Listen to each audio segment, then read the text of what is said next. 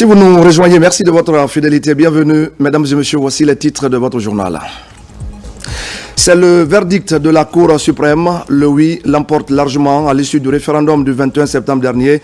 La plus haute juridiction du pays a délibéré hier conformément à la loi électorale.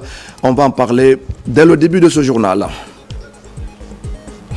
Le directeur général de l'Agence nationale d'assainissement et de salubrité publique est sur le terrain. À Conakry, il visite les sites de traitement des boues de vidange de Yimbaya et Symphonia Centre. C'est pour évaluer les travaux en cours.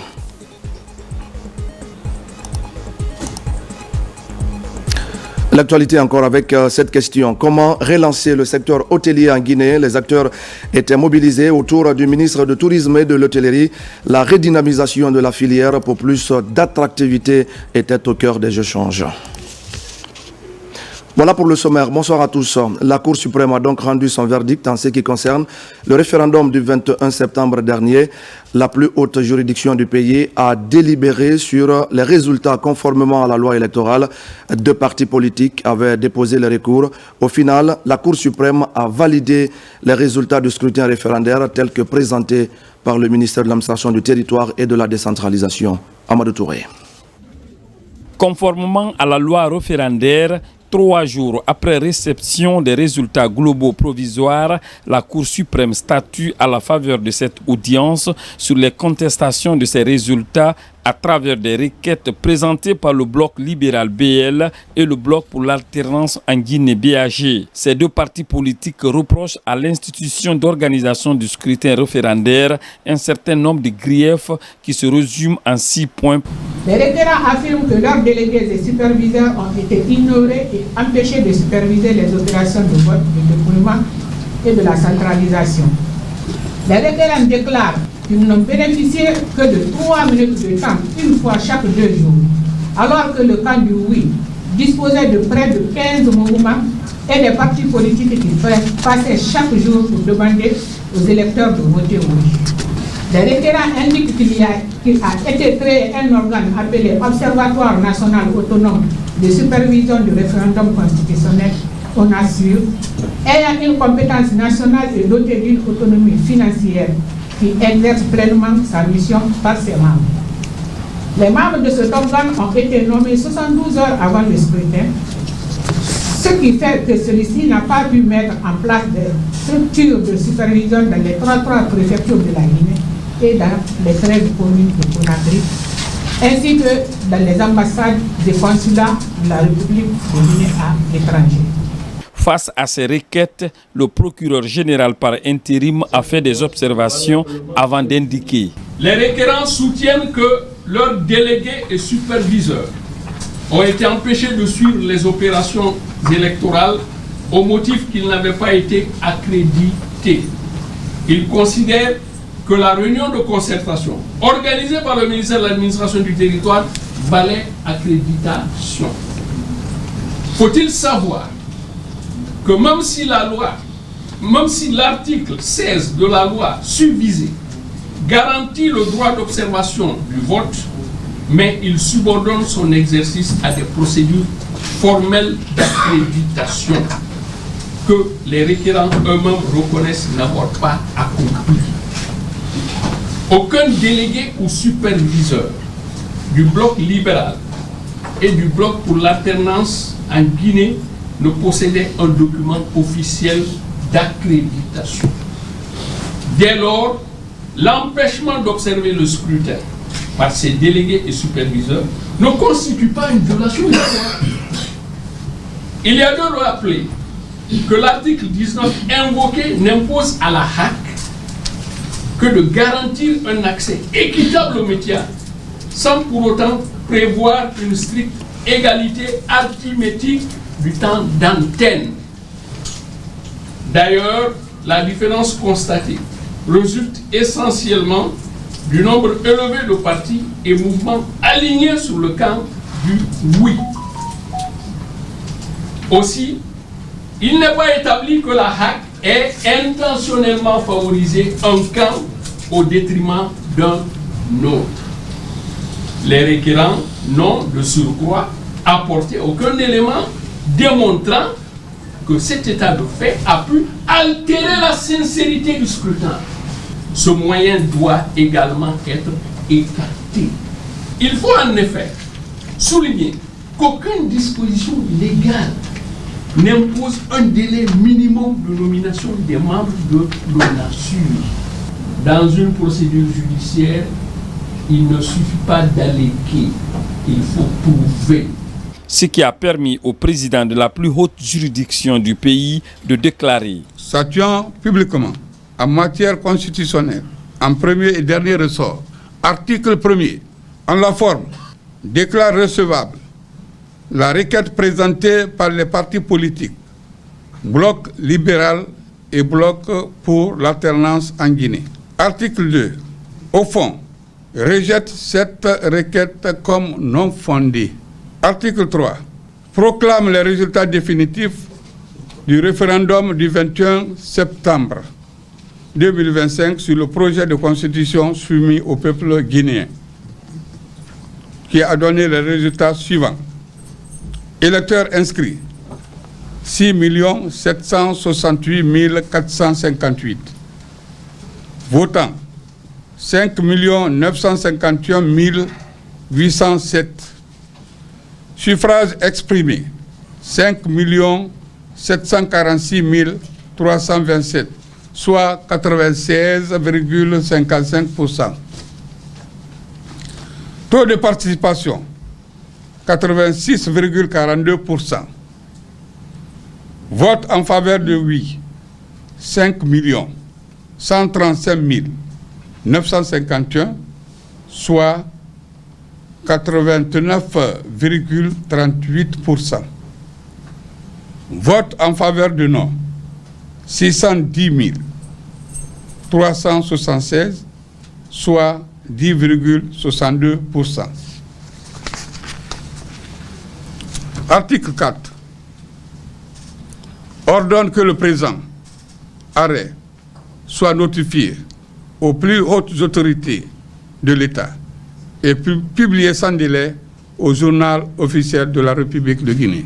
Ainsi, le projet de constitution proposé au peuple de Guinée par voie référendaire le 21 septembre dernier devient la loi fondamentale devant guider les destinées des Guinéens juste après avoir été entériné par le président de la République, le général d'armée Mamadi Doumbouya, à travers un décret. Et c'est dans ce contexte que la Guinée vient de franchir une autre étape importante de son histoire. Hier vendredi, les membres du Conseil national de transition ont adopté le nouveau code électoral. C'est un document de plus de 340 articles qui constitue désormais le socle pour les différents scrutins en Guinée. Robert Sidutolno a suivi les travaux qui se sont déroulés au cours d'une plénière spéciale. Voici son compte-rendu. La séance plénière spéciale de ce vendredi est la suite logique du processus référendaire. Devant un parterre d'invités, les conseillers nationaux sous la présidence de Dr Dansa Kourouma délibèrent sur le projet de code électoral de la République de Guinée. L'adoption de cette loi organique devient ainsi le socle qui régira l'ensemble des scrutins en Guinée.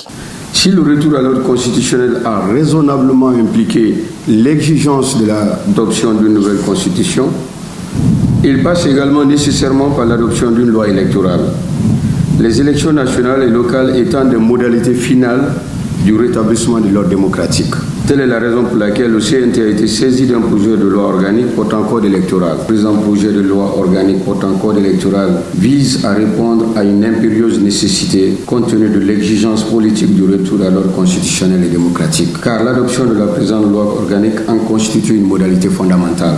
La structure générale du texte couvre l'ensemble des enjeux des divers processus électoraux concernant les élections nationales, locales et référendaires.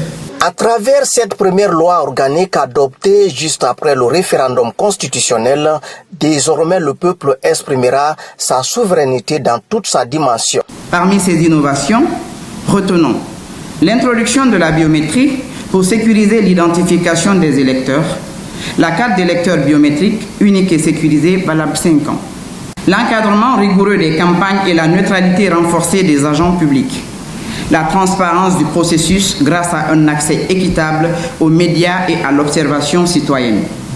À travers ce code électoral, la Guinée affirme ses principes clairs.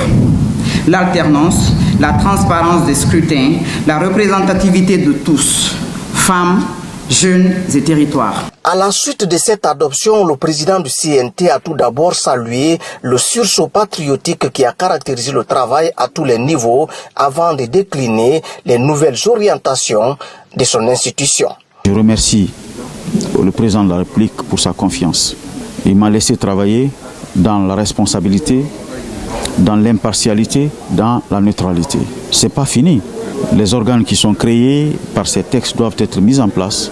Les autres lois organiques pour compléter les dispositions de la Constitution doivent être élaborées et adoptées selon le même rythme que le code électoral. En adoptant ces tests, le CNT assume une responsabilité historique, celle de garantir la stabilité politique, et ce, en renforçant la légitimité des institutions, mais aussi en consolidant la démocratie guinéenne. Et pendant ce temps, la justice transitionnelle et la réconciliation nationale étaient au cœur des échanges à Conakry. Une session nationale de grande importance s'est tenue sous la présidence du Premier ministre, chef du gouvernement. Les acteurs nationaux et partenaires au développement étaient mobilisés autour du renforcement de la paix, de l'inclusion et pour consolider la base d'une Guinée plus juste et plus apaisée. Ousmane Bangoura. À Conakry, gouvernement et partenaires se retrouvent pour réfléchir au mécanisme d'une réconciliation nationale durable. Cette session nationale, présidée par le Premier ministre, intervient quelques jours seulement après l'adoption de la nouvelle constitution. Prenant la parole à cette occasion, Mme Christelle Huines a rappelé l'engagement constant des Nations Unies à accompagner le pays dans ses réformes. En Guinée, le Haut Commissariat aux droits de l'homme, le PNUD, l'UNFPA et l'ensemble du système des Nations Unies, que j'ai l'honneur de coordonner, continueront à travailler main dans la main, unis dans l'action, avec les autorités nationales, la société civile et les communautés. Nous nous engageons à poursuivre nos efforts conjoints pour appuyer les réformes institutionnelles nécessaires à la consolidation de l'état de droit, pour renforcer les capacités nationales, pour accompagner les victimes et les communautés dans leur quête de vérité et de réparation, et pour favoriser la participation des femmes et des jeunes, véritables piliers de la cohésion sociale. De son côté, le chef du gouvernement a mis en avant les acquis des assises nationales, les 45 recommandations adaptées, mais aussi les avancées en matière de justice, notamment l'organisation du procès des événements du 28 septembre 2009. Tous les acteurs sont concernés, des religieux, des forces de défense et de sécurité, des médias, des politiques, des jeunes, des femmes, en d'autres termes, tous les secteurs de la société sont concernés par rapport à cette nouvelle aventure dans laquelle la Guinée est en train de s'engager. C'est important pour nous Guinéens, comme c'est très important aussi que l'expérience guinéenne se consolide pour donner un modèle, si je peux me le permettre, au modèle aux autres sociétés africaines qui sont en butte avec des crises que nous avions connues par le passé. Le schéma constitutionnel qui est établi est extrêmement contraignant.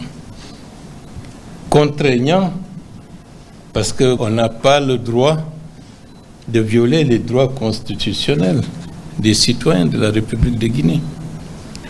Et pour ne pas être en défaut par rapport aux droits constitutionnels, il faut qu'on ait une bonne gouvernance du patrimoine public. En conclusion, le Premier ministre Amadou Ouriba a réaffirmé la volonté du président de la République, le général Mamadi Doumbouya, de poursuivre avec prudence et sagesse la marche vers une réconciliation durable, adossée aux valeurs universelles et à la nouvelle constitution. On en vient maintenant aux échos de la 80e session de l'Assemblée générale des Nations unies à New York. La République de Guinée a vécu ce jeudi une journée diplomatique intense. L'Union africaine a reconnu le rôle historique de notre pays La participation guinéenne à la rencontre sur la mémoire et la réparation a mis en lumière son engagement pour la justice et pour la dignité des peuples africains. Fatoumata Kourouma, Fatoumata Samora et Abakar Koïta pour des explications. New York, 25 septembre 2025, la République de Guinée marque brillamment sa présence à la 80e session de l'Assemblée générale des Nations unies à travers une série de rencontres et d'échanges de haut niveau. Une journée dense, porteuse de reconnaissance et de perspectives nouvelles pour le pays. Dans la matinée, l'émissaire du président de la République, son Excellence le général Mamadi Doumbouya, a été reçu par le président de la Commission de l'Union africaine, M. Mahamoud Ali Youssef. Au cours de cet entretien convivial, l'Union africaine a réaffirmé l'importance historique de la Guinée, pays fondateur de l'organisation et artisan des institutions panafricaines, notamment la panafricaine des femmes et la panafricaine des jeunes. L'organisation continentale a salué les efforts entrepris par la Guinée sous le leadership du chef de l'État pour reconquérir sa place au sein de l'Union. Elle a également félicité la nation pour la bonne organisation du référendum du 21 septembre qui s'est déroulé dans la paix et la concorde nationale sans contestation. Cette journée marathon s'est poursuivie avec la participation du ministre secrétaire général de la présidence de la République à une rencontre de haute portée symbolique consacrée à la commémoration africaine, à la justice et aux réparations. Cette réunion a été convoquée à l'initiative du président sénégalais qui avait adressé une invitation officielle au président de la République, son Excellence le général Mamadi Doumbouya, marquant ainsi l'estime et la considération accordée à la Guinée dans ce combat mémoriel et identitaire. En franchissant le seuil de cette bâtisse majestueuse, située au cœur de Manhattan, véritable lieu de mémoire et de diplomatie, le représentant du chef de l'État, le général Amara Camara, a pris place aux côtés de figures de premier plan, les présidents du Sénégal, du Ghana, de la Sierra Leone, ainsi que d'éminentes personnalités américaines. Dans ce cadre prestigieux, le ministre secrétaire général de la présidence a porté haut la vision du général Mamadi Doumbouya. Restaurer la mémoire collective, conserver le patrimoine culturel africain et défendre avec fermeté la dignité des peuples du continent. Ainsi, avant de prendre la parole à la tribune des Nations Unies, l'émissaire du président de la République s'exprimera au nom du continent dans le cadre de la présidence guinéenne du groupe africain. Une responsabilité qui illustre la confiance accordée à la Guinée sur la scène diplomatique internationale. Retour à Conakry qui vient d'accueillir la fête nationale du Royaume d'Arabie Saoudite, une cérémonie solennelle organisée par l'ambassadeur en présence de nombreuses personnalités. Ce moment symbolique a permis de remettre sous les projecteurs l'histoire et les traditions du Royaume ainsi que de renforcer les liens d'amitié et de coopération entre Conakry et Riyad. Marwan Kamara, Ismaël Nabi. Ce 23 septembre 2025, du beau monde mobilisé autour d'un cocktail pour célébrer une occasion d'une grande importance, la fête de l'indépendance de l'Arabie Saoudite. Une date mémorable qui marque l'unification de l'Arabie Saoudite il y a plus de 95 ans sous le règne du roi Abdelaziz Al Saoud en 1932. Chaque année, nous célébrons cette journée pour ce que l'Arabie Saoudite a pu réaliser depuis cette journée historique jusqu'à aujourd'hui. Les relations entre le Royaume d'Arabie Saoudite et la République de Guinée aujourd'hui sont au beau fixe grâce au leadership de son Altesse le roi Salman Ben Abdelaziz Al Saoud et du prince héritier Mohamed Ben Salman Al Saoud et également de son Excellence le général d'armée Mamadi Doumbouya. À cette occasion historique, plusieurs membres du gouvernement et du CNRD ont répondu présents aux côtés de la communauté saoudienne vivant en Guinée.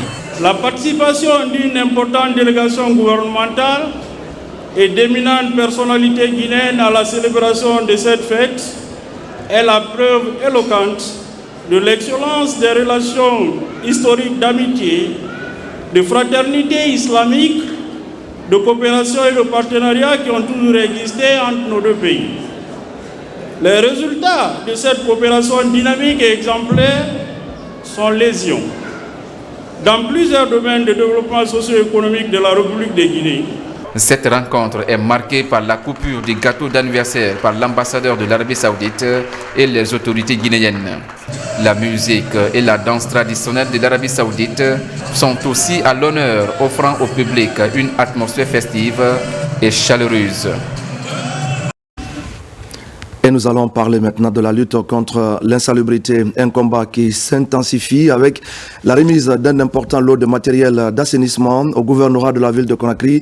Des camions bennes et des tractopelles viennent ainsi renforcer les moyens logistiques de la capitale. Il s'agit surtout de la concrétisation de l'engagement du chef de l'État, général Mamadi Doumbouya, auprès des collectivités locales. La cérémonie de remise a été présidée par le ministre directeur de cabinet de la présidence, Omar Bari. La bataille contre l'insalubrité franchit un cap décisif en Guinée. Ce vendredi 26 septembre 2025, le gouvernorat de la ville de Conakry a officiellement reçu un important lot d'équipements d'assainissement, concrétisant ainsi un engagement fort du président de la République, son Excellence le général Mamadi Doumbouya, en réponse aux appels des collectivités locales. Composé de 10 camions bennes et de 10 tractopelles, ce premier lot vient renforcer la flotte existante pour mieux couvrir la capitale et ses communes. La cérémonie de remise a été officiée au nom du chef de l'État par le ministre directeur de cabinet de la présidence, Djiba Diakité, en présence du haut commandant de la gendarmerie nationale, directeur de la justice militaire, le général Bala Samoura, ainsi que du ministre de l'hydraulique et des hydrocarbures, Aboubakar Kamara. Ce geste s'inscrit dans le cadre du pilier 5 du programme Simandou 2040, consacré à la santé et au bien-être de la population. Il marque une nouvelle étape dans la politique de modernisation des services publics, axée sur un développement durable et une gouvernance responsable. Le ministre Djiba Diakité a souligné l'urgence d'engager sans délai les opérations d'assainissement, surtout à l'approche du 2 octobre, date symbolique de la célébration de l'indépendance nationale. Il a rappelé le thème de cette 67e fête de l'indépendance guinéenne, s'inspirer du passé pour construire le futur ensemble, souveraineté économique, un thème qui traduit les réformes profondes engagées sous le leadership du chef de l'État, son Excellence le général Mamadi Doumbouya. Vous avez lancé un cri de cœur au chef de l'État en disant qu'il vous faut des équipements, mais aussi les moyens. Depuis la fin de l'année passée, les dispositions ont été prises pour faire en sorte que ces moyens qui étaient auparavant logés dans les départements ministériels arrivent directement aux collectivités. On a commencé à faire ça depuis la fin de l'année. J'ai l'honneur de vous présenter et vous remettre ici au moins 10 camions bennes qui viennent compléter déjà votre flotte. Et également 10 tractopelles, dont 5 physiquement présents et le reste sont au port qui vont rejoindre.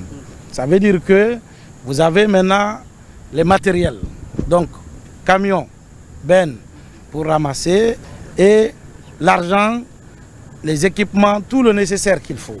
Donc il n'y a plus d'excuses pour voir la ville de Conakry sale. Conakry, c'est notre capitale. Mais la Guinée ne s'arrête pas à Conakry. Les mêmes dispositions sont également pour l'intérieur du pays. C'est le lieu pour moi d'abord de commencer à vous féliciter, Madame la gouverneure, féliciter aussi les présidents des délégations spéciales, l'ensemble des communes, puisque nous savons que nous avons aussi un héritage lourd. Nous partons de loin, mais nous vous demanderons toujours plus. Parce que quand il s'agit de la Guinée, chacun de nous est prêt à donner les siens. Désormais, ce que nous voulons voir à Conakry, c'est une ville propre. Nous avons récemment procédé à la séparation avec les instructions du chef de l'État des différents départements, notamment le département de l'énergie qui a été séparé en deux avec un département d'hydraulique et des hydrocarbures avant toutes les attributions qui étaient éparpillées d'un côté au ministère de l'administration du territoire, de l'habitat, des infrastructures. Certains qui se disaient, moi ma responsabilité c'est juste les déchets solides ou c'est juste les déchets liquides. Désormais ça aussi c'est terminé. Nous avons maintenant une direction générale qui se trouve au sein du ministère des hydrauliques et des hydrocarbures qui va répondre à la problématique d'assainissement dans notre pays. C'est le lieu également de saluer cette initiative et cette décision forte du chef de l'État. Maintenant, ce que nous voulons tout de suite, immédiatement, c'est de démarrer une première opération qu'on appelle Kaloum propre. D'ici le 1er octobre, nous voulons que vous puissiez, avec votre leadership, permettre à ce qu'on puisse rendre Kaloum propre. Et les délégations spéciales, vous êtes maintenant équipés, vous avez les moyens. On va vous mettre en compétition parce que nous allons maintenant vous surveiller. Vous ne pouvez plus nous dire maintenant votre commune est sale parce qu'il n'y a pas d'équipement. On vous a donné les équipements. Vous ne pouvez plus nous dire que votre commune est sale parce qu'il n'y a pas les moyens. Nous ferons en sorte que les moyens aussi vous arrivent. Vous savez que nous rentrons depuis hier dans notre semaine de l'indépendance avec pour thème s'inspirer du passé pour construire le futur ensemble avec notre souveraineté économique assumée. Cette dynamique s'accompagne d'une reconnaissance internationale majeure. La notation B+, attribuée à la Guinée par Standard & Poor's, est une première dans l'histoire du pays. Cette notation positionne désormais la Guinée comme la deuxième puissance économique de l'Afrique francophone de l'Ouest, grâce notamment aux performances du projet Simandou et à la vision hautement stratégique du chef de l'État, le programme Simandou 2040. Vous savez que depuis le 1958, le président Ahmed Sékou Touré avec les camarades nous ont donné notre indépendance politique. Avec le président général Mamadi Doumbouya, il continuera à assumer notre indépendance politique, mais il nous donnera également notre indépendance économique assumée. La Guinée est désormais, beaucoup peut-être ne le savent pas parmi vous, la deuxième puissance économique de l'Afrique francophone de l'Ouest. Notée par les grandes institutions financières à travers le programme Simandou 2040. Donc cette année, nous assumons avec les orientations stratégiques du président, son excellence général Mamadi Doumbouya, notre souveraineté économique. Mais la souveraineté commence par quoi? C'est d'abord être en bonne santé. Être en bonne santé, ça veut dire vivre dans un environnement propre. Nous comptons sur vous, l'ensemble des différentes délégations spéciales sur l'ensemble du territoire, en commençant par Madame la gouverneure. Pour sa part, le ministre Aboubakar Kamara, dont le département supervise désormais l'assainissement, a salué la cohérence de la vision présidentielle, soulignant que cette dotation d'équipement n'est qu'un début. Les mêmes dispositions sont prévues pour l'intérieur du pays afin de bâtir un système national d'assainissement performant. Il faut saluer cette vision et clairvoyance du chef de l'État, le général Mamadi Doumbouya, qui a jugé utile et nécessaire de regrouper l'ensemble de l'assainissement au sein d'une même direction pour concentrer les efforts et unifier, disons, les actions. Et les dispositions sont claires. Il n'y a pas suffisamment de débat. Il nous prouve à travers son engagement constant et sa vision que la propriété est le miroir de la dignité d'un peuple. L'objectif est de rendre tout le pays propre. Et je pense qu'il n'y a pas de discours. À travers les moyens mis à disposition, à travers le personnel, Madame la gouverneure et toutes les délégations spéciales, le temps est compté, le temps est notre ennemi, nous n'avons pas de choix. Il faut se mettre au travail très rapidement pour que tous ces moyens mis à disposition aujourd'hui, nous matérialisons cela à travers nos actions sur le terrain. La gouverneure de la ville de Conakry, Mme Mawa Silla, ainsi que les présidents des délégations spéciales des communes de Conakry, ont pris l'engagement ferme de redonner à la capitale l'image digne d'une ville moderne, propre et attractive. Depuis qu'on a commencé, les 13 communes, on n'avait que 5 tractopelles et quelques véhicules. Aujourd'hui, le président de la République, sur l'emplacement du palais, maintenant là, vient de nous donner 10 tractopelles, mais aussi 10 camions. Donc le nombre de tractopelles qui était à 5, nous passons à 15. et les camions, 10 camions sortis d'usine. Cela dit que, comme l'a dit le ministre, c'est de redoubler les efforts. Car qui parle de la Guinée commence par notre capitale. La capitale donnera l'image qui va booster les autres régions à suivre nos pas. C'est un sentiment de satisfaction dans un premier temps et à l'endroit du gouvernement et le président de la République, chef de l'État, chef suprême des armées, pour avoir répondu favorablement au cri du cœur des communes en matière d'acquisition des équipements indispensables pour l'exécution des activités d'assainissement dans nos communes respectives. Nous mesurons à sa juste valeur la portée de ces engins, l'importance de ces engins et nous ne ménagerons aucun effort pour que les programmes d'assainissement conçus dans nos différentes communes soient beaucoup plus opérationnels au bénéfice de nos populations locales. La remise de ces équipements est plus qu'un simple acte administratif. C'est un signal fort envoyé à la population, un appel à la mobilisation générale pour faire de l'assainissement l'affaire de tous. À l'aube du 2 octobre 2025, la Guinée célèbre non seulement son indépendance, mais aussi une nouvelle ère de responsabilité environnementale, de progrès collectif et de souveraineté économique assumée sous le leadership visionnaire du président de la République, Son Excellence, le général Mamadi Doumbouya. Merci à Oumar Barry. Dans le même cadre, le nouveau directeur général de l'Agence nationale d'assainissement et de salubrité publique était en visite de terrain. Il s'est rendu sur les sites des stations de traitement des boues de vidange de Yimbaya et de Sonfonia Centre. Une tournée destinée à évaluer l'état d'avancement des travaux en cours. Ces importants investissements sont financés conjointement par le gouvernement guinéen et par la Banque islamique de développement. Compte rendu Mohamed Lamine Kamara et Sekou Sissoko. Quelques mois après sa prise de fonction à l'Agence nationale de l'assainissement et de la salubrité publique, le directeur général entend prendre les taureaux par les cornes. Au-delà des bacs à ordures octroyés récemment aux communes de Conakry, le nouveau patron de la NSP entame d'ores et déjà sa première visite sur les sites de réhabilitation des stations de boues de vidange. Première étape, le site de Yimbaya dont les travaux démarreront au mois d'octobre prochain. L'objectif de cette visite, c'est de constater la régularité des travaux et l'évolution des travaux. Aujourd'hui, les Guinéens peuvent se frotter la main d'avoir enfin un président qui pense à la santé des Guinéens, qui pense à la question de salubrité. C'est un travail colossal et le délai de livraison sera respecté fin novembre. De là, la délégation arrive à la station de bout de vidange de Sonfonia Centre 2.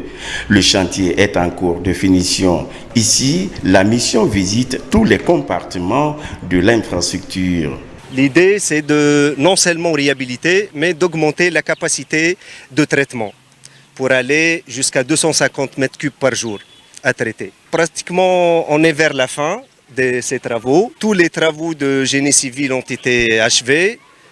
Ça reste que les travaux de finition et la livraison des équipements de laboratoire. Ce genre de travaux, c'est nouveau en Afrique. Il n'y a pas beaucoup de pays qui ont des stations de traitement de boues de vidange. Et trouver une entreprise guinéenne qui peut faire ce travail-là, ça veut dire que tout simplement c'est une avancée significative et qu'il faut encourager. Ces importants investissements sont conjointement financés par le gouvernement et la Banque islamique de développement. Ces stations de boues de vidange, une fois achevées, fourniront à la ville de Conakry une capacité totale de dépotage de 500 mètres cubes par jour, ce qui permettra de canaliser le dépotage des camions vidangères dans les sites appropriés respectueux de l'environnement. Le cercle de réflexion Intelligentsia est également en ordre de bataille contre les immondices. Ce matin, les membres de la structure étaient dans l'enceinte des écoles primaires de Kipe 1 pour rendre l'établissement public propre. L'action citoyenne s'inscrit dans le cadre de la rentrée prochaine des classes et de la célébration de la fête de l'indépendance. Alpha Isiagaba. Opération coup de balai dans les écoles publiques de Kipe 1, commune de Ratoma. À l'origine de l'action citoyenne, le cercle de réflexion Intelligentsia 3.0, la structure unit ses efforts pour rendre attrayants ces établissements scolaires à quelques jours seulement de la rentrée des classes. Et s'il faut attendre que les élèves entrent, une semaine encore, les élèves continuent à assainir l'école, je pense que c'est quelque chose qui n'est pas bon. Donc le soubassement, il faut poser le jalon, montrer aux jeunes du quartier, même si nous ne sommes pas là l'année prochaine, ils peuvent faire comme nous, ils peuvent venir assainir parce que ce sont leurs frères, leurs sœurs, leurs enfants qui viennent étudier ici. C'est un groupe de jeunes dynamiques engagés qui se sont assignés comme mission de promouvoir la compétence et le mérite.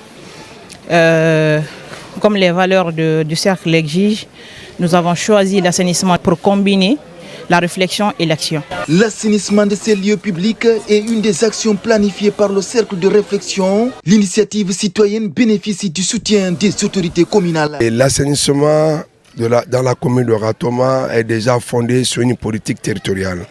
Il vient à un moment où le besoin s'exprime, le besoin d'assainir toutes les écoles pour faciliter la rentrée scolaire par les enfants. Prochain champ d'action du cercle de réflexion Intelligentsia 3.0, accompagner les pouvoirs publics dans la célébration de la fête de l'indépendance. Des rencontres portant sur la notion du civisme sont par exemple annoncées par le cercle de réflexion. Dans le reste de l'actualité maintenant, le chef d'état-major de l'armée de terre est actuellement en mission en région forestière. Cette mission qui intervient après l'interpellation de plus de 650 bœufs en divagation dans la préfecture de Lola. En réponse et sur instruction directe du chef de l'État, plus de 4,5 milliards de francs guinéens ont été versés en guise de compensation aux éleveurs concernés. Mohamed Saliou Paya. En proie à des conflits récurrents entre éleveurs et agriculteurs, la région forestière est en passe de sortir définitivement de ses remous sociaux. Sur le terrain, le chef d'état-major de l'armée de terre en personne, le général Abdoulaye Keïta, est porteur d'un message ferme du président de la République sur l'application correcte de l'arrêté conjoint des ministères sectoriels sur la transhumance. Chers éleveurs, la transhumance transfrontalière est désormais interdite par le code pastoral. Tout contrevenant s'expose à des sanctions administratives et judiciaires. Quand l'agriculteur et éleveur s'opposent à cause des déplacements incontrôlés, c'est la paix et l'unité de toute la région qui sont menacées.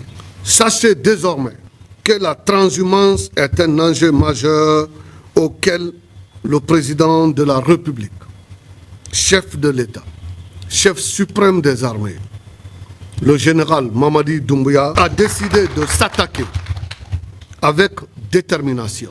Il est important que chacun comprenne qu'il s'agit là d'une volonté ferme du chef de l'État de mettre fin aux dérives liées à ces mouvements en identifiant et sanctionnant tous les auteurs et leurs éventuels complices. Au terme de 3 jours d'échanges avec les autorités locales, les responsables de la filière bétail-viande et de la Chambre régionale d'agriculture, le chef d'état-major de l'armée de terre, le général Abdoulaye Keïta, insiste sur l'entrée en vigueur de l'arrêté régulant la transhumance transfrontalière. Chers éleveurs, respectez le code pastoral, j'insiste dessus. Dialoguer avec les agriculteurs pour trouver des solutions pacifiques et durables. La sécurité de notre pays repose sur une responsabilité partagée entre les forces de défense et de sécurité, les autorités administratives, mais aussi chaque citoyen. Souhaitant allier rigueur et sens de l'équité, l'émissaire du président de la République a rencontré des éleveurs concernés. Il a promis une réparation totale des pertes enregistrées. Plus de 4,5 milliards de francs guinéens ont été remis aux 7 d'entre eux qui ont été victimes de saisie de leurs animaux lors de cette opération conjointe menée par l'armée et la gendarmerie. Notre satisfaction aussi pour remercier bon Dieu et remercier le chef de l'État par rapport à penser le conflit qu'il y a entre nous et l'agriculteur et l'élevage. Il y a longtemps, il y a des problèmes entre l'agriculture et l'éleveur. Mais cette fois-ci, chacun connaît maintenant ce que tu dois faire. Demi weltanibe, demi weltani Allah, demi weltanibe. Bayar mi jami hetta dinay.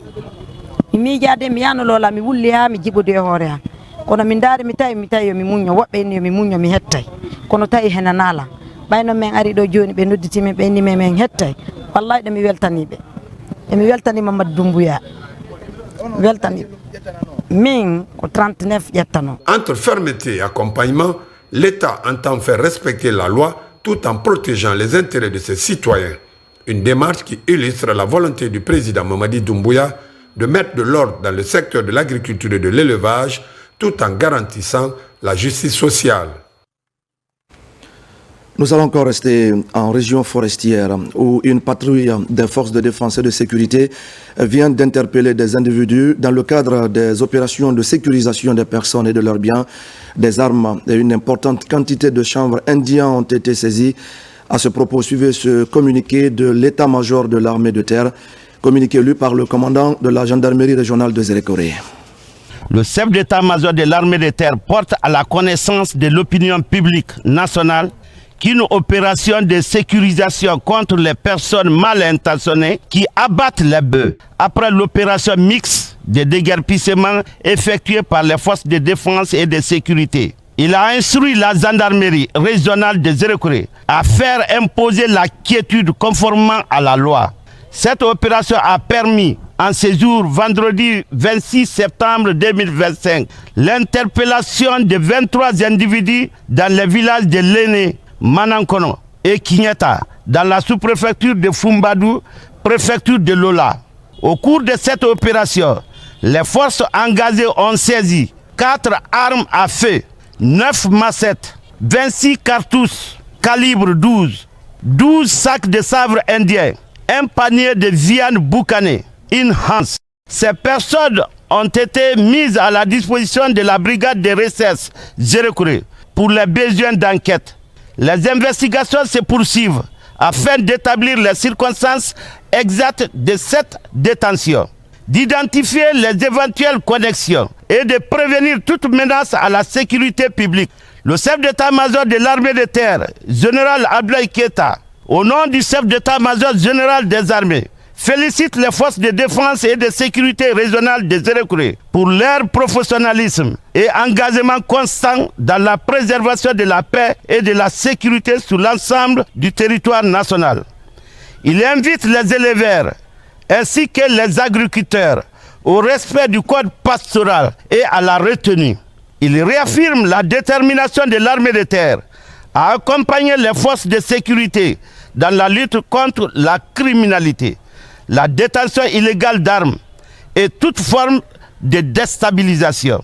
Le chef d'état-major invite les populations à renforcer leur collaboration avec les forces de défense et de sécurité dans un esprit de vigilance et de responsabilité citoyenne.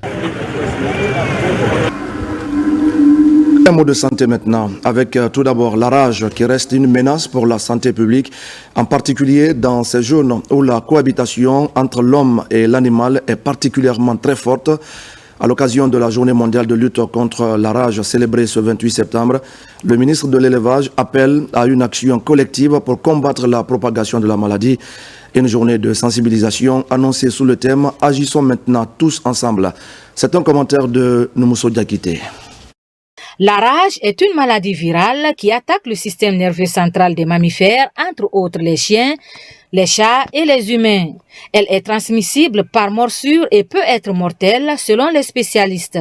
En Guinée, au premier semestre 2025, 16 cas de rage ont été confirmés avec 1498 morsures recensées et 6 décès. Ces chiffres témoignent de l'urgence d'une mobilisation nationale et communautaire pour protéger nos populations, en particulier dans les zones rurales et périurbaines, où la densité canine reste élevée malgré les efforts constants des services vétérinaires. En plus des campagnes d'information et de sensibilisation, des campagnes gratuites de vaccination des chiens et des chats seront organisées dans les chefs-lieux des 8 régions administratives ainsi que dans les préfectures les plus touchées. La journée mondiale de la rage sera officiellement lancée le 28 septembre 2025 dans la ville de Zérékoré avec pour mot d'ordre « Agissons maintenant, vous, moi, la communauté ».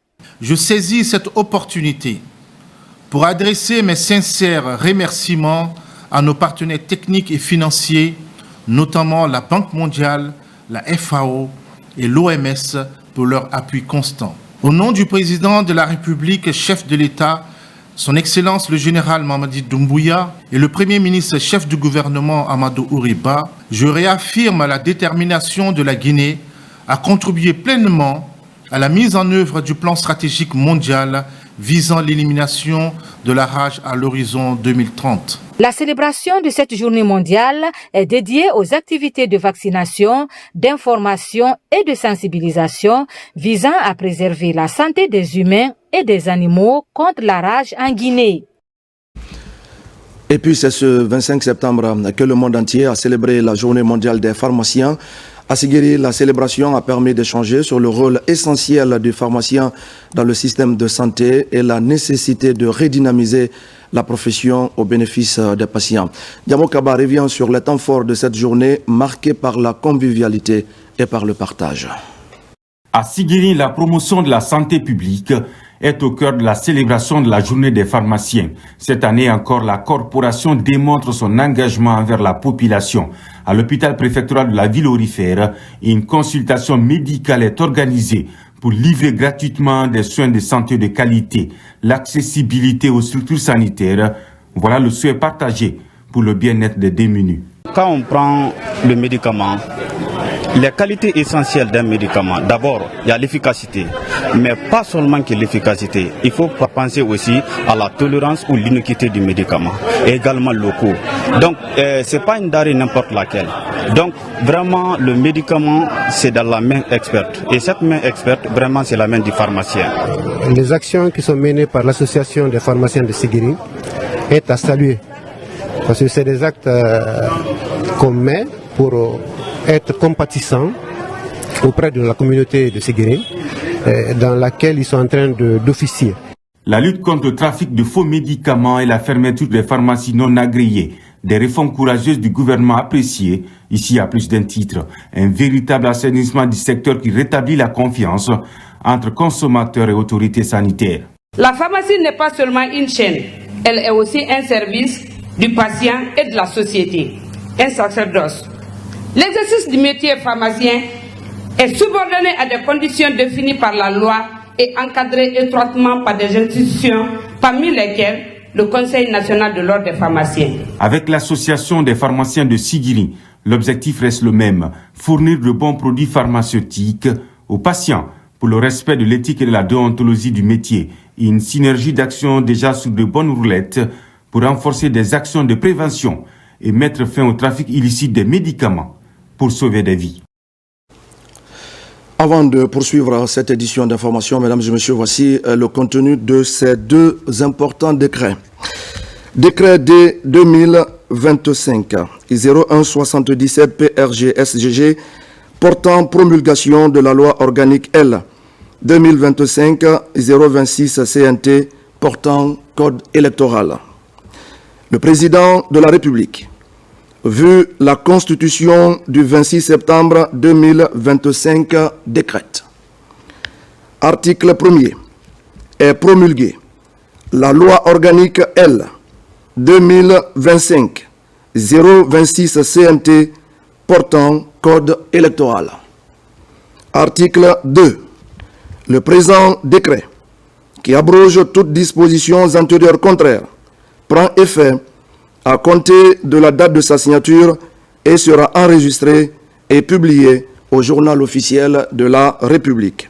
Conakry, le 27 septembre 2025, signé Général Mamadi Doumbouya. Décret D 2025-0178 PRG SGG fixant la date du scrutin pour l'élection présidentielle.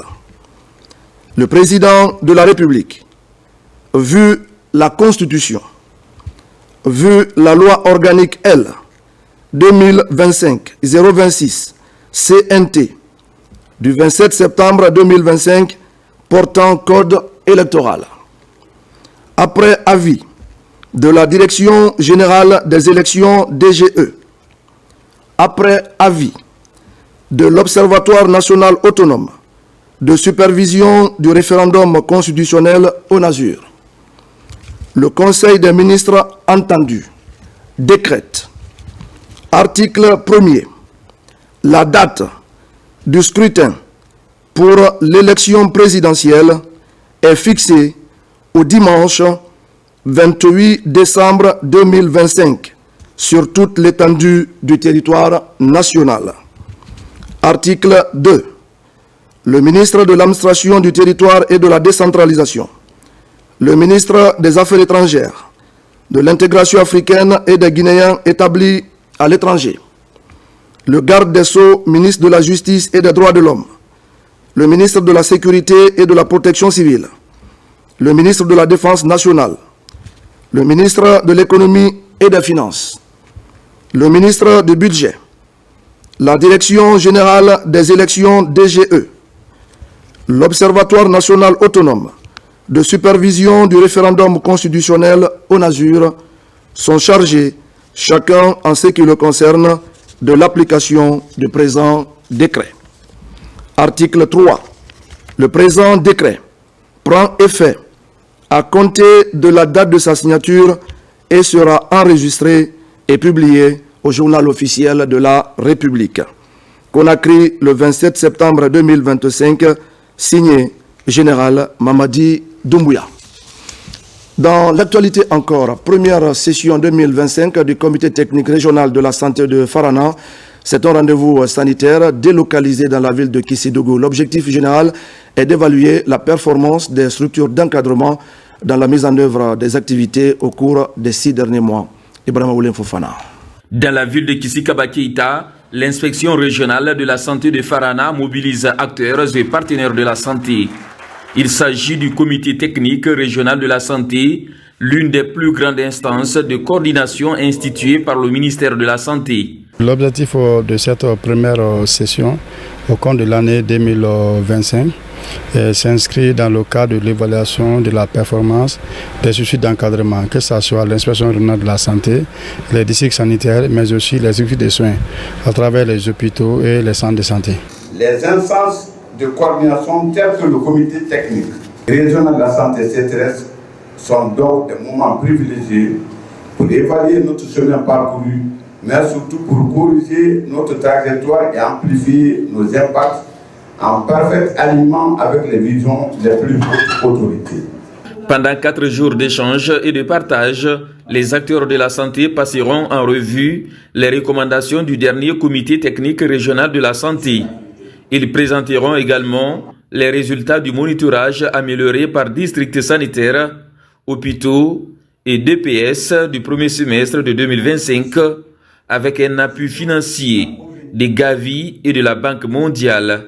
Je voudrais aussi attirer votre attention que le contenu des rapports en provenance des DPS de la région atteste que l'impact des partenaires se fait de plus en plus sentir à travers le renforcement des capacités des prestataires à tous les niveaux.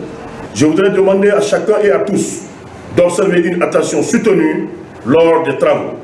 Enfin, je rends hommage aux cadres agents de santé et les représentants des communautés pour la qualité de leurs prestations. Ce rendez-vous est l'occasion pour présenter les résultats des districts sanitaires, suivis de débats, des travaux de groupe en plénière. Une question maintenant dans ce journal. Comment relancer les activités hôtelières en Guinée? Le ministre du Tourisme et de l'Hôtellerie rencontre les acteurs pour la première fois depuis sa nomination à la tête de ce nouveau département. Le secteur de l'hôtellerie est un pourvoyeur d'emplois, mais qui a été frappé de plein fouet par la crise du coronavirus. Le ministre Mahamadou Abdoulaye Diallo nourrit de très bonnes ambitions pour la relance et pour la redynamisation de ce secteur. Ousmane Ba et Mamadou Djoumaba. C'est la toute première rencontre du ministre du Tourisme et de l'Hôtellerie avec les tenanciers des établissements hôteliers. Un échange qui se veut mensuel pour permettre à Mahamadou Abdoulaye Diallo de mieux échanger avec ses opérateurs sur les problèmes qui assaillent le secteur afin de trouver des solutions idoines de manière concertée. Les réformes sont en cours et nous pensons que peut-être d'ici la fin de l'année, on aura des avancées significatives. Mais aussi, j'ai tenu à partager avec eux une bonne nouvelle. Comme vous le savez, notre pays a reçu sa première notation de B+. Donc ça veut dire qu'aujourd'hui, la Guinée est un pays sûr, c'est un pays sérieux, c'est un pays qui attire les investisseurs. Et je pense que les hôteliers peuvent être un des grands bénéficiaires de cette croissance économique. Le secteur de l'hôtellerie est un maillon fort de la diversification de l'économie nationale. Les rencontres mensuelles faciliteront la synergie des parties prenantes afin de permettre à chaque partie de tirer meilleur profit. C'est l'occasion pour nous aussi de les partager, toutes les réformes que nous sommes en train de mener aujourd'hui pour le secteur, pour que de façon concertée on puisse faire ces réformes ensemble, qu'on puisse améliorer la compétitivité de notre destination Guinée, qu'on puisse faire de telle sorte que les touristes puissent venir en Guinée. Le ministre a posé comme problème la création concertée des circuits touristiques pour qu'on puisse permettre aujourd'hui à ceux qui viennent visiter les hôtels, qu'ils puissent profiter de leur séjour en Guinée et à découvrir des destinations. On travaille de façon acharnée déjà depuis quelques temps. Et aujourd'hui, c'est un peu la façon officielle de les démontrer avec cet échange-là. Donc l'ONT, le ministère du Tourisme, les acteurs majeurs du secteur hôtelier. Donc effectivement, la preuve est là. Et je crois qu'on va monter en puissance, on va bien analyser la situation du secteur et on va tous ensemble trouver des solutions pour l'avenir de notre secteur. Autre défi à relever, la classification des hôtels au standard international. Une mesure qui permettra de mieux structurer le secteur et travailler dans le professionnalisme. Et puis c'est une réalité qui illustre les défis du système éducatif en milieu rural. L'école de Fayenta dans la préfecture de Fria compte seulement 4 salles de classe pour accueillir près de 500 élèves. Une contrainte majeure qui interpelle les bonnes volontés. À quelques jours de la rentrée scolaire, la Fondation Marie-Yvonne Kumbassa pour l'humanitaire apporte un soutien précieux aux élèves de cette école ainsi qu'à ceux de Kolarouré. Saint-Martin Fancinadouno et Kandesila. Dans les villages de Fanyeta et Kolakouré, dans la préfecture de Fria, la Fondation Marie-Yvonne Kumbassa pour l'humanitaire apporte un souffle d'espoir et valorise les efforts des enseignants. Elle vient de remettre 580 kits scolaires aux parents pour les enfants des écoles de ces localités. 580 kits, des sacs, des tenues, des nécessaires pour l'année scolaire. C'est une joie immense pour moi de voir la population de Fanyeta, la joie dans leur cœur. Voir leurs filles, leurs enfants, leurs sœurs qui viennent les aider pour la rentrée scolaire 2025-2026. La vision zéro enfant dans la rue n'est pas seulement un slogan de la Fondation Marie-Yvonne Kumbassa pour l'humanitaire, mais une feuille de route sociale visant à transformer les communautés rurales et urbaines par l'éducation. Je tiens d'abord à remercier sincèrement Marie-Yvonne Kumbassa pour ce don à l'endroit des enfants et surtout à l'approche de la rentrée scolaire. Les parents n'ont rien. C'était difficile de trouver les fournitures scolaires. Ce geste aide à ramener leurs enfants à l'école. Merci à Marie-Yvonne. En offrant 580 kits scolaires, la Fondation Marie-Yvonne Kumbassa pour l'humanitaire ne se contente pas seulement de distribuer du matériel, elle redonne de l'espérance aux familles, soutient le droit fondamental à l'éducation et érige l'école comme barrière à l'errance des enfants. Rotaract Club Conakry vole également au secours de l'orphelinat Abou Mangué de Sofonia. Dans le cadre de ses œuvres humanitaires, la structure offre des fournitures scolaires aux enfants de ce centre situé en haute banlieue de Conakry. Nabi Kamara. Rotaract Club de Conakry offre des kits et tennis scolaires à l'orphelinat Abou Mangué de Sofonia.